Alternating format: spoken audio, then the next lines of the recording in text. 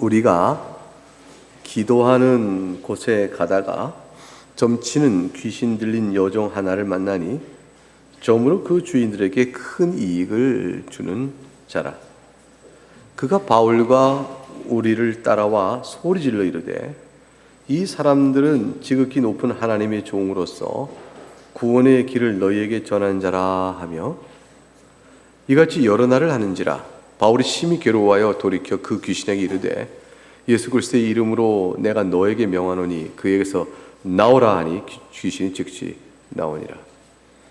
여종의 주인들은 자기의 수익의 소망이 끊어진 것을 보고 바울과 실라를 붙잡아 장터로 관리들에게 끌어갔다가 상관들 앞에 데리고 와서 말하되 이 사람들이 유대인인데 우리 성을 심히 요란하게 하여 로마 사람인 우리가 받지도 못하고 행하지도 못할 풍속을 전한다 하거늘 우리가 일제히 일어나 고발하니 상관들이 옷을 찢어 벗기고 매로 치라 하여 많이 친 후에 옥에 가두고 간수에게 명하여 든든히 지키라 하니 그가 이러한 명령을 받아 그들을 깊은 옥에 가두고 그 발을 착고에 든든히 치웠더니 한밤중에 바울과 실라가 기도하고 하나님을 찬송하며 죄수들이 듣더라.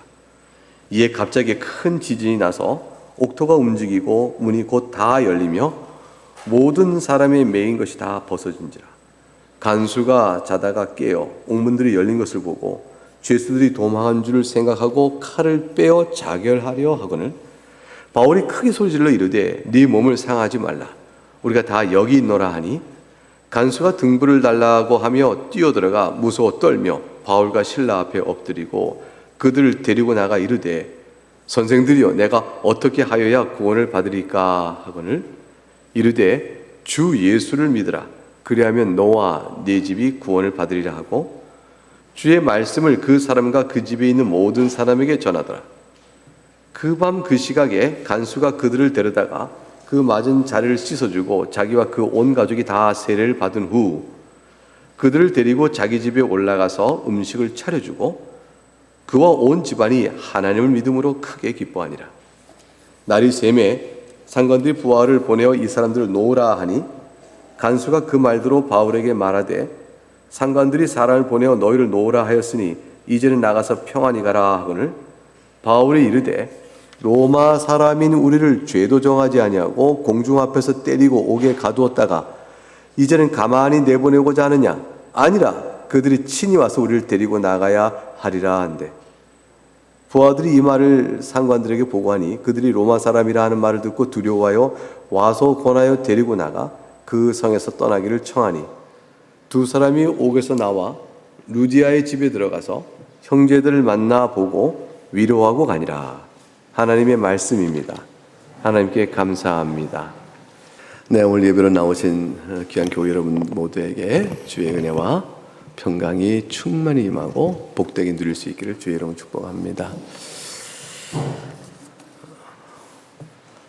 오늘 주신 하나님의 말씀을 통해서 우리는 하나님께서 하시는 일에 대해서 도대체 왜 그 일을 행하실까? 그 답을 찾아가는 한 가지 좋은 사례를 보게 되어집니다. 점치는 귀신 들린 여종 하나를 바울의 일행이 만나게 됩니다. 근데 이 여종은 참으로 비참한 여인이었어요. 두 가지 이유를 일단 바로 알 수 있습니다. 첫째 하나는 귀신에 들렸으니 그 여인이 얼마나 비참해요. 두 번째는 귀신에 들린 그 여인을 이용하여 돈을 버는 악한 주인에게 종의 신분으로 묶여 있으니 얼마나 비참해요. 이 귀신 들린 여인을 바울의 일행이 만났을 때 세상에 귀신의 악한 영의 종노릇하고 죄의 세력 안에서 사람에게 또한 종노릇되던 이중적 종노릇해가는 가장 바닥에 가장 비극적이고 가장 슬픈 여인을 만난 거죠. 근데 이 여인이 바울의 일행을 보고 따라와서 소리 지릅니다. 지극히 높은 하나님의 종이다. 그들이 구원의 길을 우리에게 전하는 자다 이렇게 외쳤어요. 이 뜻밖의 말을 했어요. 여러분 이거 어떻게 해석해야 돼요? 웬일이에요? 귀신들을 점치는 여자가 지극히 높으신 하나님 보내신 자다, 그의 종이다, 이 자가 구원의 길을 전한다 이런 말을 하니 이거 어떻게 해석해야 돼요? 이 말을 듣고 왜 18절에 바울은 심히 괴로워했을까? 여러 날 쫓아다니면서 그 말하니까 왜 이걸 괴로워했을까? 오히려 그렇다, 네가 아는구나, 지극히 높으신 하나님 내게 보내신 종이 우리가 맞다, 우리의 말을 들으면 구원의 길이 있다 이렇게 말하면서 그걸 다 이렇게 복음 전도의 좋은 길로 안 삼고 왜 괴로워해서 그냥 귀신을 내쫓는 일로 해버렸을까요? 예수 그리스도의 이름으로 내가 너에게 명하노니 즉시 나가라 해서 귀신 내쫓아버렸어요. 이것은 사람을 속이는 귀신의 장난 때문에 그렇죠. 우선 귀신들은 예수 그리스도께서 이 땅에 계실 때 하나님의 아들인 줄 알았고, 또 그리스도가 사용하신 사도들을 통해 역사하는 그리스도 영의 능력을 알아요. 그래서 사실은 누가복음 8장에 보면 군대 귀신 나온 얘기 나오잖아요. 거라사 이내 땅에 주님께서 이르셨을 때 거기에 무덤가에서 귀신 들려서 막 사람을 거품 나오게 하고 자기 몸을 해하게 하고 쇠사슬을 묶고도 사슬을 묶고도 끊어버릴 만큼 힘을 근력하는 귀신 들린 자의 얘기가 나옵니다. 근데 이 예수님을 보자마자 이 귀신들이 두려워 떨며 이렇게 말하잖아요. 지극히 높으신 하나님의 아들이신 예수여 그래요. 그리고 당신 도대체 나와 우리가 무슨 상관입니까? 아직 때가 이르지 않았습니까? 그리고 우리를 괴롭게 하지 마옵소서 이렇게 절규하는 모습이 나옵니다. 사람들은 예수님에게서 하나님의 아들 되심을 아직 고백도 못하고 보지도 못하고 있는데 그랬잖아요. 근데 귀신은 바로 알고 있잖아요. 알아요. 그러니까 두려워 떨 때 돼지떼 가운데 들어가라, 그들이 원하는 대로 집어넣어서 된 사건이 있었고, 그때 귀신이 하나둘이 아니라 여럿이 있으니까 군대 귀신이라 이렇게 성경에 기록되어 있습니다. 그 귀신 들린 여종, 이 여종도 바울 사도 안에서 역사하는 그리스도의 영의 능력 역사를 보고 하나님, 높으신 하나님께서 보내신 종이다라고 고백하게 되고 구원의 길이 저에게 있다고 말했습니다. 그런데 이것을 괴로워하고 귀신을 내쫓게 된 까닭은 이들이 구원의 길이 있다라고 말하지만 뭘 말을 하지 않냐면 예수 그리스도를 믿고 회개하라, 그리하면 네가 살리라 이렇게 말을 안 해요. 여기에서 미혹과 갈림이 있는 겁니다.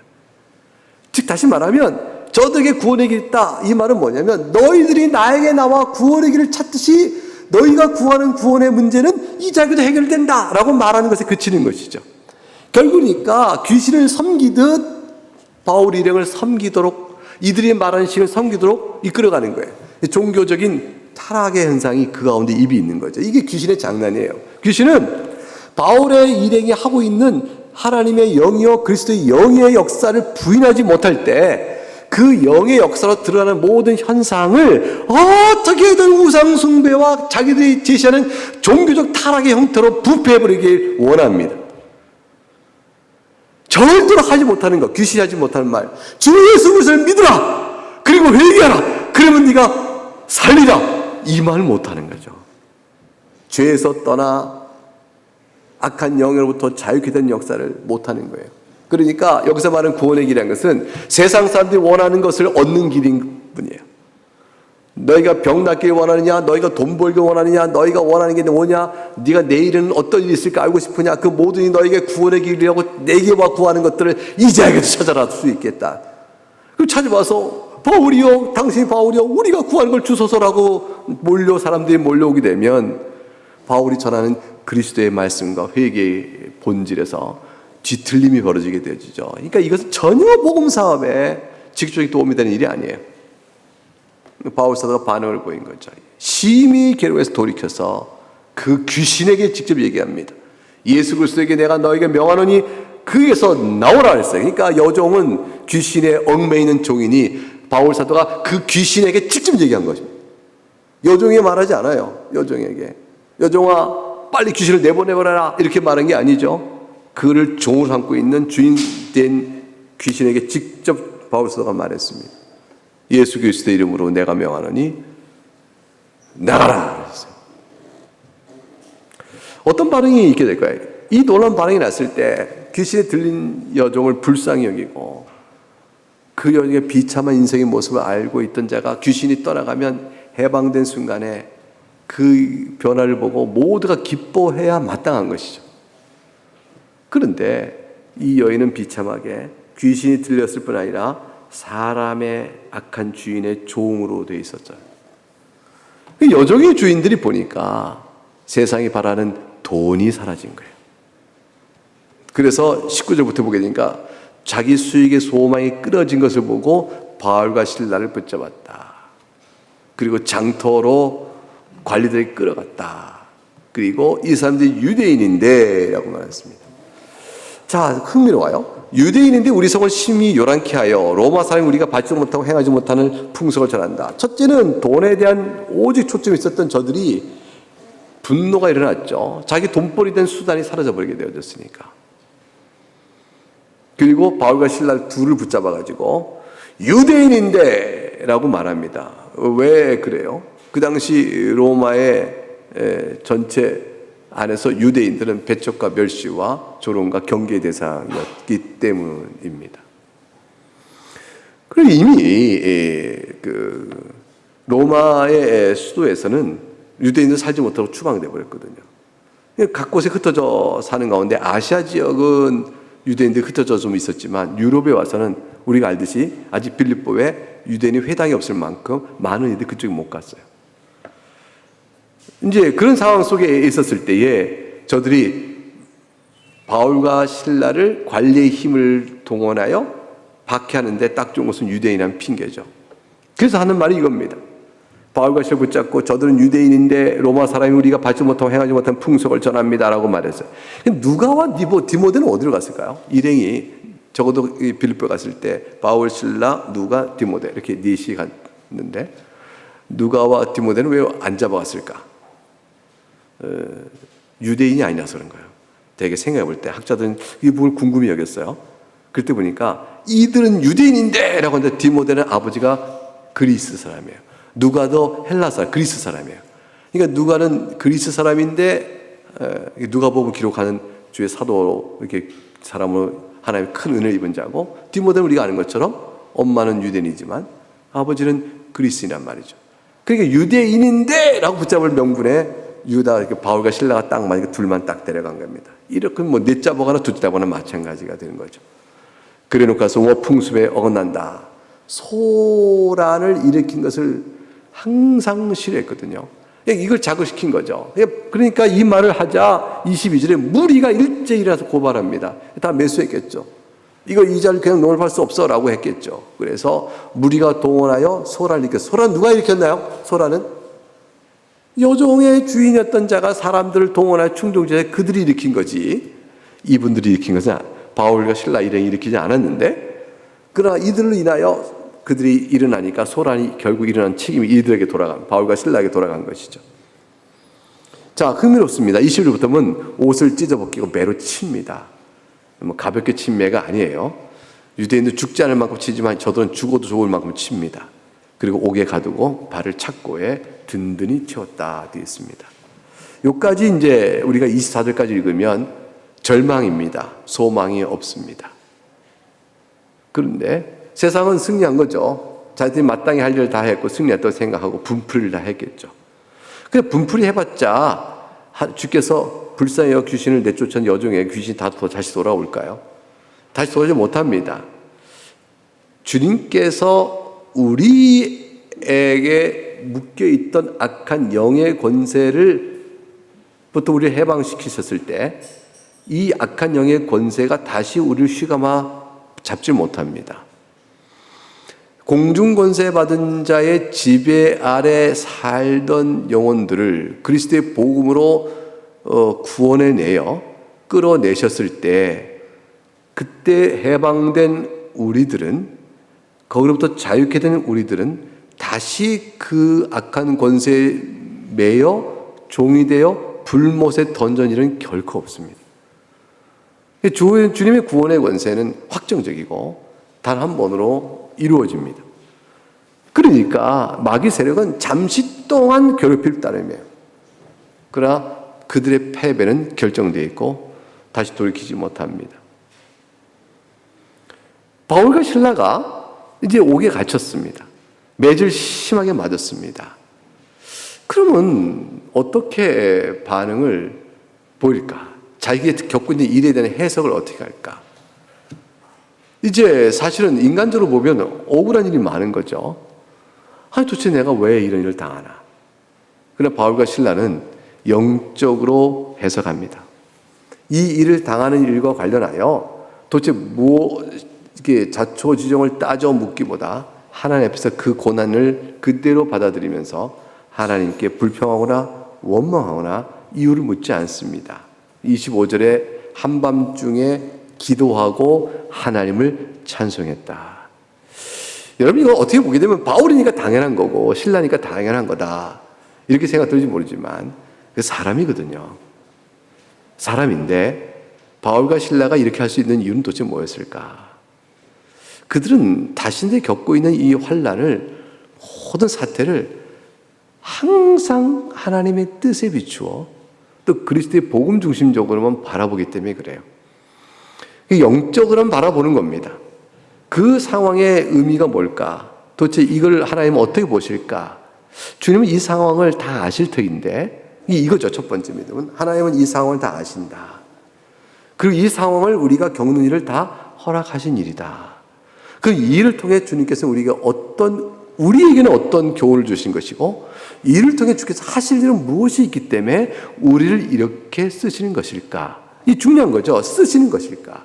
여러분 복음 때문에 받는 바울 사도의 그 일행의 모든 삶의 원리는 사역의 원리는 딱 한 가지예요. 나는 죽든지 살든지 달아 없어지든 저 사형에 처하도록 끌려가는 포로로서 미말 저 끝에 끌려가는 처지가 되든 어찌 되든 간에 하나님께서 주님께서 나를 사용하시면 된다. 그거에 의미를 뒀어요. 주님은 어떻게 나를 사용하시나 이게 관점인 거예요. 주님이 이 일을 통해서 무엇을 이루실까? 그 이루실 목적을 위하여 이 일을 내게 겪게 하시고 하게 하시는데 나를 어떻게 사용하시는가? 이게 초점인 거예요. 이 초점인 이상 하나님 앞에서 기도하고 찬송하고 도리어 그리스도 고난에 참여하는 일이라 생각하여 주 앞에서 기뻐하는 일이 그들에게 나타나는 일이 되어집니다. 골로새서 1장 23절 하반절과 24절 보게 되면 이런 말씀이 나와요. 골로새서 1장 23절 하반절과 24절에 이 복음은 천하 만민에게 전파된 바요. 나 바울은 이 복음의 일꾼이 되었노라. 나는 이제 너희를 위하여 받는 괴로움을 기뻐하고 그리스도의 남은 고난을 그의 몸된 교회를 위하여 내 육체에 채우노라. 이 고백 하나예요. 그러니까 말이죠. 이렇게 생각을 해보는 거죠. 만일 삶의 내 이유와 지금 있는 가정과 또는 직장과 또 어떤 관계든지 나의 삶의 이유는 하나님을 영화롭게 하고 그를 즐거워하는 것이다. 내가 어떻게 하나님을 즐거워할까? 예수 그리스도 때문에 즐거워할 수 있다. 그러므로 내가 하나님을 어떻게 영화롭게 하지? 그리스도 안에서 하나님의 말씀에 감사하고 순종할 때 되어진다. 난 무엇을 할고 내 안에 주께 주신 성령의 인도하심에 따라 복되게 살아갈 것이며 또 주의 복음을 전하는 일, 이것이 내게 기쁨이요 즐거움이요 하나님 영원하게 하는 일이 되는 것이지. 그리스도의 증인으로 난 살아갈 거야. 이게 이제 삶의 이유라고 이렇게 생각한 사람이 있다면 말이죠. 그 사람 모든 사태를 그리스도의 증인으로서 이게 어떻게 하나님 쓰시려고 하지? 이거를 항상 비춰보게 될 거예요. 항상 그 질문 앞에서만 답을 찾을 거예요. 그러다가 자기가 당한 어떤 일로 인하여 누군가가 내가 복음된 증인의 일로 인하여 누군가가 예수 그리스도를 만나게 되는 일이 있게 되어지면 그냥 답은 다 궁금증은 풀리게 된 거예요. 그들을 위해서 내가 사용된 거예요. 그 영혼을 위해 내가 쓰임 받았네. 이걸로 모든 일이 답이 다 내려져요. 그러면 그 고난과 자기 당한 손해나 환난이 다 어떻게 될까요? 그건 값으로 따질 게 못 되죠. 왜냐하면 영혼을 구하는 것보다 큰 게 어디 있어요. 그러니까 우리 이제 한국 교회에 처음 복음을 전했을 때 말 생각 한번 해보세요. 얼마나 많은 박해를 받아요. 남편이 박해합니다. 시어머니가 박해합니다. 그 그 성경절 찢어버리고 뭐 때리고 못 나가게 해요. 눈물 훔치고 기도하다가 몰래 가서 예수 믿고 와요. 그런 일들이 우리나라 얼마나 많았어요. 지금도 가정마다 있을 수 있겠죠. 신앙을 지켜간다는 것은 안 믿는 사람들에게는 일정한 갈등을 피할 수 없으니까. 예의를 갖춰 사랑으로 대한다 할지라도 결정적으로 신앙의 문제 들어오면 우리가 박해가 핍박이 오는 거거든요. 그 가운데서 견뎌가요. 고난 겪어가요. 너무 환난을 당합니다. 근데 나중에 남편이 믿어요. 시어머니가 예수 믿는 일이 벌어져요. 그럼 그간에 있는 모든 환난 다 뭐가 돼요? 다 상으로 바뀌어요. 상으로. 다 상으로 바뀝니다. 모든 그리스도의 복음을 위해 순교했던 선교사, 전도자들은 다 그렇게 살았어요.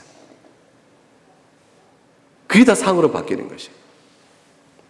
그러니까 세상 속에서 남보다 잘 살기 위하여 성공하게 살아와서 기도하고 신앙 안에서 열심히 노력해 얻어진 그것으로 값을 내가 살아온 기쁨을 말하는 것은 너무 초라하고 작아지는 거예요. 그리스도의 증인된 삶이 아니라 내 삶의 만족에 그치는 거잖아요.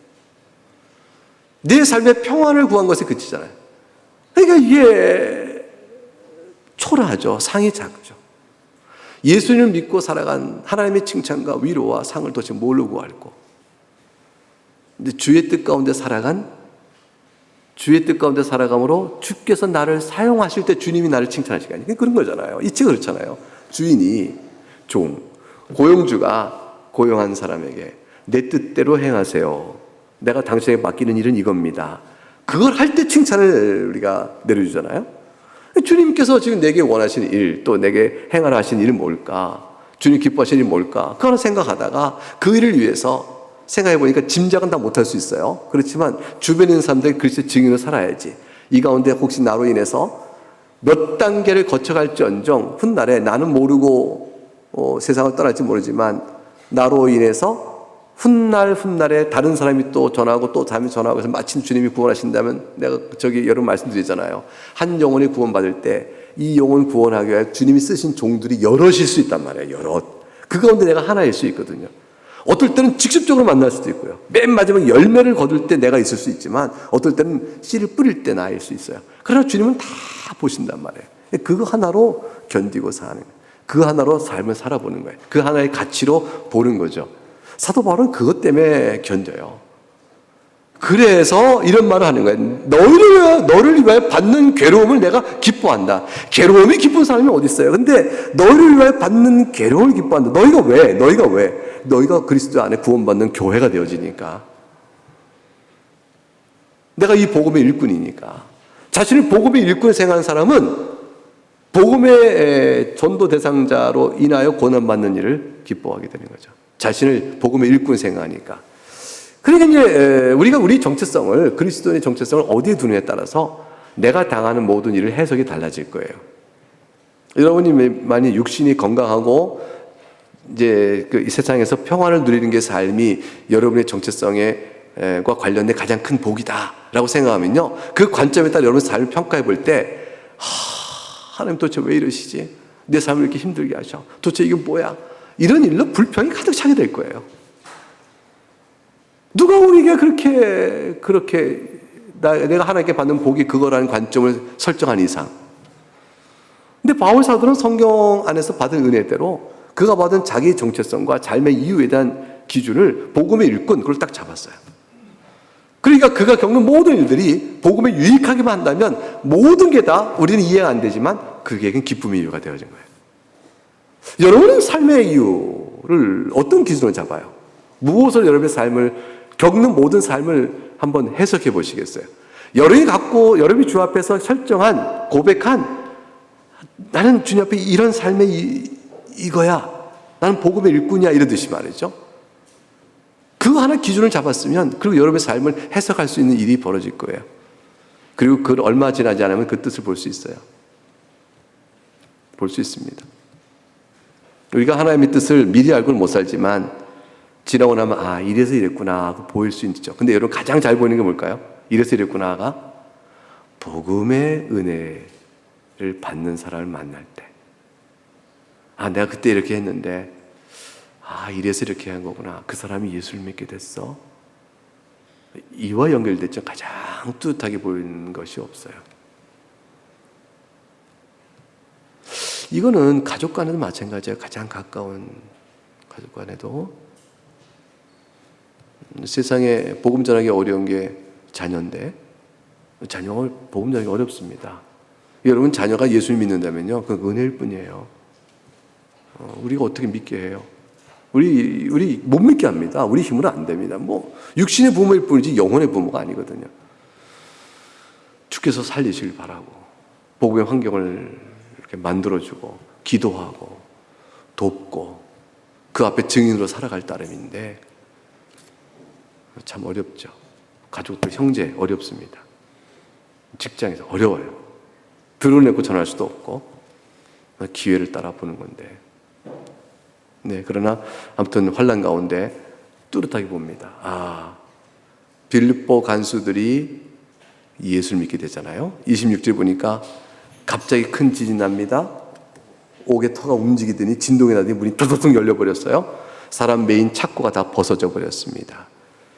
당연히 우리가 알듯이 간수가 잠을 깼습니다. 그리고 도망한 줄 알고 칼로 빼어 자결하다가 네 몸을 상하게 하지 마라, 우리가 다 여기 그대로 있다 하는 말을 듣고 간수가 놀라서 확인하니 과연 그런 줄 알고 다시 옥문을 다 정비했겠죠. 그리고 바울과 실라 앞에 엎드립니다. 그리고 옥에서 끌어내 자기 집으로 가요. 그리고 말합니다. 어떻게 하여 구원을 받습니까?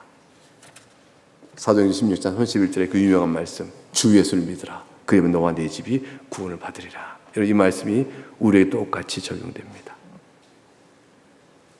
주의 말씀을 그 사람과 그 집에 있는 모든 사람에게 전함으로 그 집에 구원이 이루어졌습니다. 자, 바울은 지금 어떻게 생각할까요? 복음의 일꾼인 바울은 이때쯤에 왜 우리가 귀신 들린 여종을 만나 내쫓았는데 이 환난을 당해서 매질 맞고 여기까지 오게 됐을까?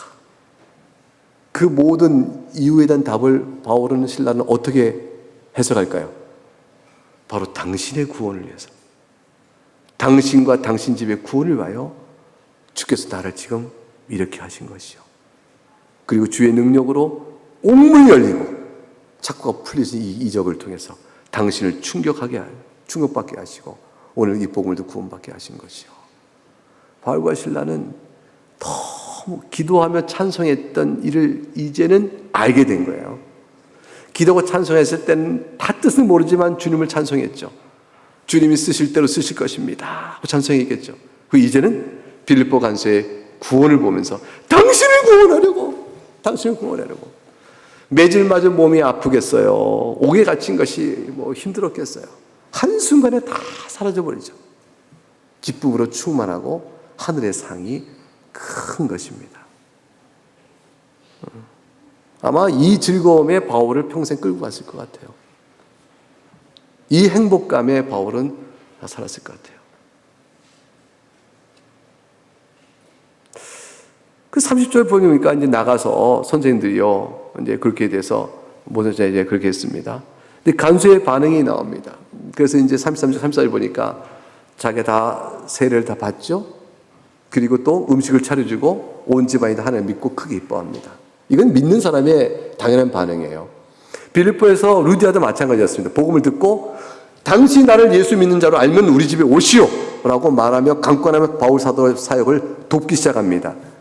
이것처럼 빌립보 간수 예수 믿고 구원받자 세례를 받습니다. 주저하지 않아요.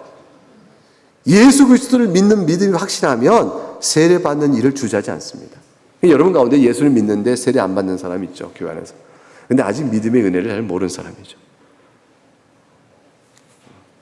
저도 어릴 때 세례 받는 건 필요 없어라고, 제가 어릴 때 제 신학을 만들어 가지고 믿음 되지 세례 왜 받냐, 어리석은 얘기를 했었죠. 주께서 믿는 자에게 세례를 주라고 하신 말씀을 모르고 말이죠. 그래서 세례를 지각적 받습니다. 교회 안에 들어오는 거예요. 두 번째 반응은 뭐냐면 음식을 차려 기쁨을 나눕니다. 그리고 사역자를 돕습니다. 복음 사역함에 힘써 힘을 모읍니다. 이게 이제 정상적인 신앙의 반응이죠. 계속 사도행전에 보면 계속 그렇게 나옵니다. 모든 사람이 다 그렇게 반응이 나옵니다. 자, 그리고 나서 날이 새매 이들이 이제 상관들 앞에 데려가게 됩니다. 상관이 하룻밤 그렇게 했으니 혼 좀 났으니 이제는 조용하고 그렇게 될 거다 하고 내보내려고 할 때에 바울이 말합니다. 30절에 로마 사람이 우리를 죄가 뭔지도 정하지 않고 공중 앞에 막 데려다가 때리고 오게 가뒀으니 이제는 그러고 나서 가만히 내보내고자 하느냐? 너희들이 와서 우리를 모시고 가라. 이렇게 얘기합니다. 여기 이제 질문이 생기는 게 뭐냐면 로마 사람이하고 처음부터 말해서 매도 안 맞았을 거 아니에요.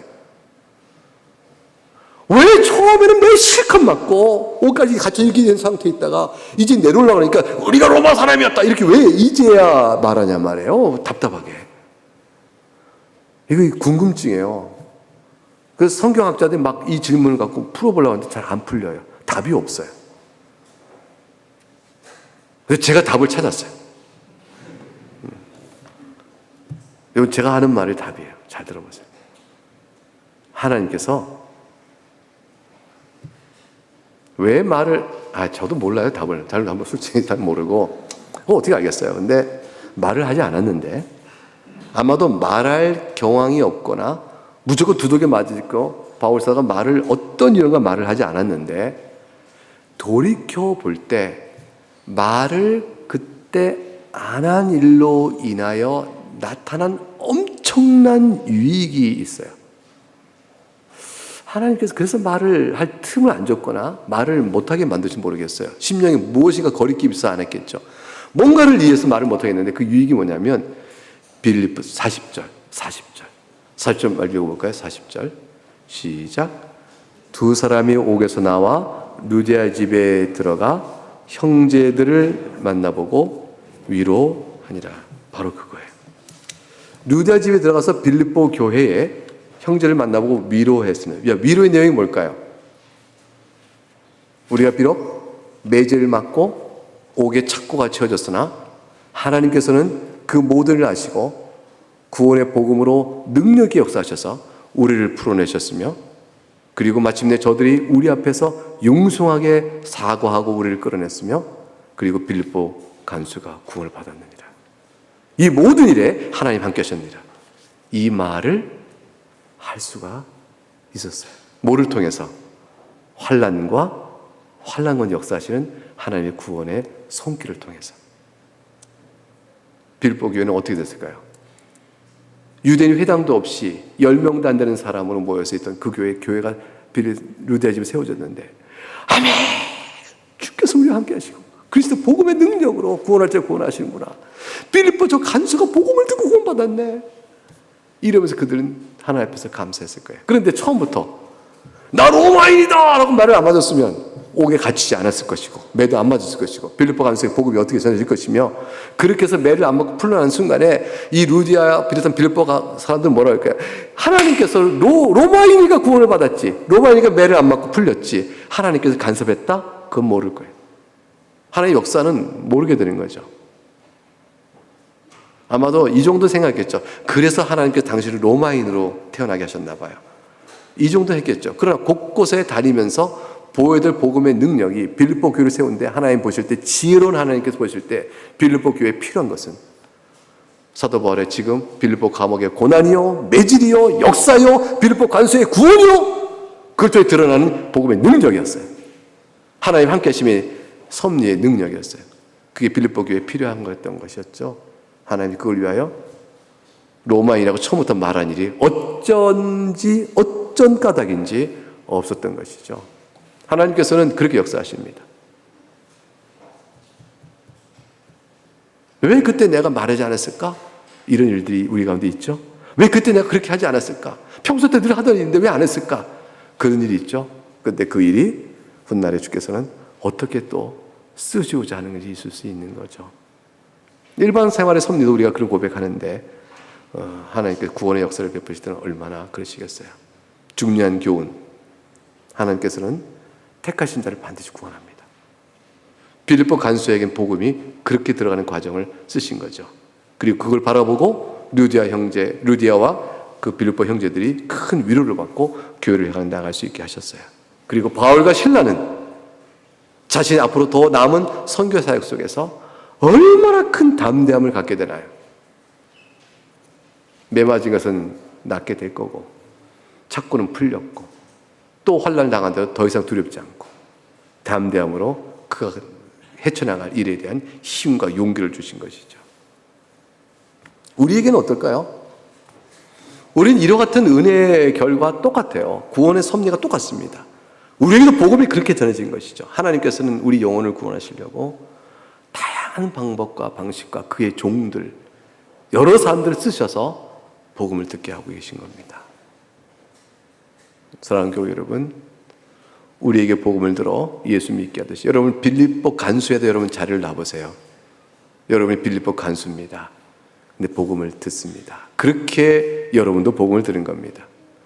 여러분 루디아라고 생각해 보세요. 루디아가 복음을 듣고 마음이 열어져서 빌립보 교회를 세우는데 일꾼이 됩니다. 여러분 그렇게 해서 사도 바울의 이 얘기를 듣고 힘을 얻어간 빌립보 교회처럼 여러분도 그렇게 오늘 본문을 통해서 힘을 얻고 복음의 일꾼으로 복음의 증인으로 여러분도 오늘 살아가게 되는 것입니다. 여러분이 바울과 실라라고 생각해 보세요. 그 환난이 이 능력의 역사의 열매를 보고 힘을 얻어가잖아요. 여러분이 어떤 바울과 실라라고 생각할 때 복음을 증거하다가 어려움을 당하세요? 그러나 하나님 역사하시는 은혜를 열매를 보게 되면 내가 이 열매 때문에 감당할 수 있어 라는 말을 할 수 있는 그런 경험을 갖지 않겠어요? 하나님은 그렇게 우리를 각각의 놓인 자리 속에서 빌립보 간수이든 루디아든 바울과 실라 자리든 또 어떤 형태의 자리이든 그 자리에서 우리를 구원하시고 마침내 또 그렇게 우리 삶과 사역을 이끌어 가시는 겁니다. 예, 우리 함께 기도하겠습니다. 우리 들으신 말씀의 은혜를 생각하면서 하나님 참 감사합니다. 이렇게 복음이 우리에게 다가오고 또 이렇게 역사하시는 하나님의 섭리를 바라보면서 주를 찬송합니다. 각각 고백하시면서 적용하시며 기도하겠습니다. 하나님 감사합니다.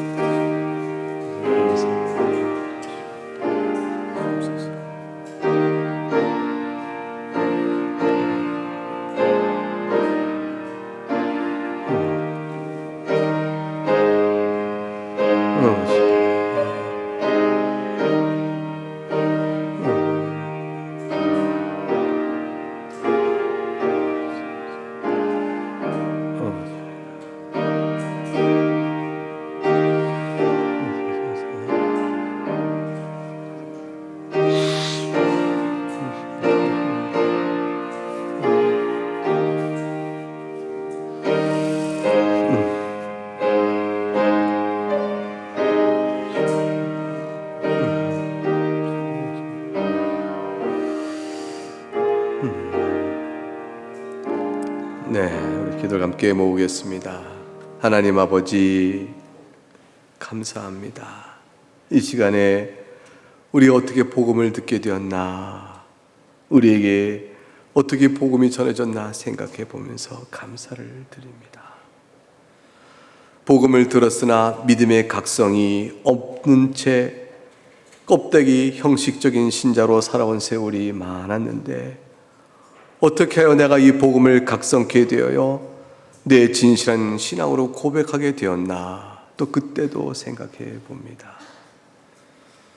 믿음의 가정이 있으나 오랜 세월 헛되이 보내다가 비로소 신자된 고백을 하게 될 때 어떻게 이 복음을 내가 듣게 됐나 생각하고, 믿음의 가정이 아닌 곳에 태어나 오랜 세월을 그냥 살다가 복음을 듣고 세월 속에서 예수를 믿게 될 때 어떻게 이 복음을 내가 듣게 됐나 생각하고, 우리는 다 그렇게 주 앞에서 생각합니다. 받은 은혜를 실로 헤아려 보니 하나님께서 마침내 구원할 자를 구원하기 위해 행하신 여러 일들의 섭리를 보게 되면서 그 은혜 가운데 우리가 있었구나 생각하게 됩니다. 하나님 참 감사합니다. 한 가지 사건이나 누디아나 빌립보 간수나 바울과 실라나 그 외에 바울과 실라와 함께 옥에 갇혔던 죄수들 가운데서도 복음 믿고 구원받는 자가 또 있을 수 있으니 각각의 상황 속에서 한 가지 일이 이렇게 다양한 하나님의 목적과 귀한 섭리로 이끌심을 바라보면서 우리는 하나님 앞에, 하나님의 지혜 앞에 겸손히 엎드리고 우리에게 행하신 여러 일들 가운데서 오직 감사로 드릴 것뿐임을 생각하며 내가 복음의 일꾼이라 생각해 본다면 내가 겪는 모든 일을 어떻게 해석하고 주의 내 인생을 이끌어가신 뜻들을 생각할 것인가를 또 바라볼 귀한 교훈을 얻게 됩니다. 하나님 교훈의 말씀으로 사랑하는 교우들이 새롭게 자기 인생을 바라보고 주 앞에 서가는 큰 복이 있게 하여 주시옵소서. 예수님 이름으로 기도합니다. 아멘.